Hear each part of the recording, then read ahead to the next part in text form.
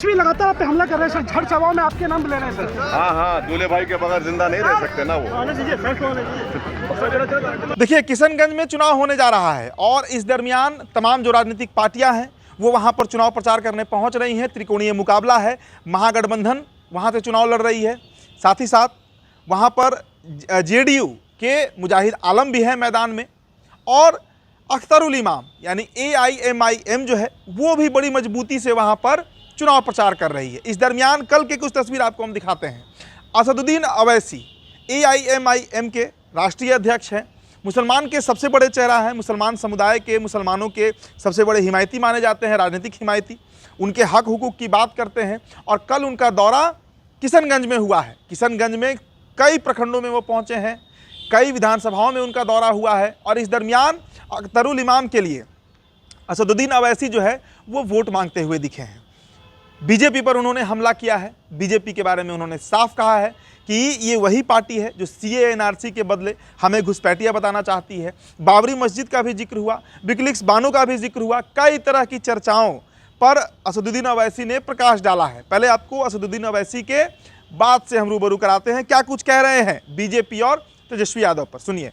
सीमांचल दौरा, आपके बाद सीमांचल में लगातार दौरा कर रहे, PM मोदी की बात करें, गृह मंत्री भी हैं। अमित शाह और नरेंद्र मोदी सीमांचल की जनता की तौहीन कर रहे हैं घुसपैठी कहकर। 10 साल से वो क्या सो रहे थे, हमेशा इसको घुसपैठी का इलाहा करार देते हैं। तो इससे ये बात साफ जाहिर हो रही है कि वो NPR NRC के जरिए तकलीफ पहुंचाना चाहते हैं। और सीमांचल की जनता के लिए आपने एयरपोर्ट क्यों नहीं बनाया वहाँ पर? दुनिया वो एयरपोर्ट नहीं बनाते और सिर्फ घुसपैठी कह के बदनाम कर रहे हैं सीमांचल। तेजस्वी लगातार आप पे हमला कर रहे हैं सर, झड़ चवाओ में आपके नाम ले रहे हैं सर। हाँ, दूल्हे भाई के बगैर जिंदा नहीं रह सकते ना वो।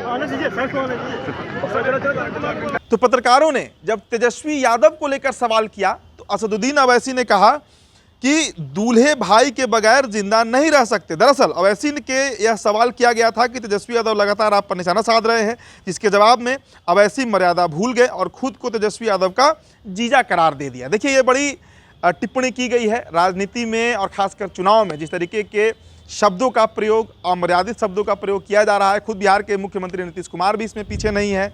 तो असदुद्दीन अवैसी ने तेजस्वी के ऊपर और खुद को उनका जीजा बताते हुए जिस तरीके की बात कही है, कहीं ना कहीं ये बेहद करारा हमला माना जा रहा है। और देखिए, सीधे तरीके से किशनगंज का गुणागणित जो है 67% वहाँ पर मुस्लिम मतदाता हैं। पिछली बार जो चुनाव हुआ उसमें अख्तरुल इमाम तीसरे नंबर पे आए, लेकिन हार का जो दायरा था वो बेहद कम था।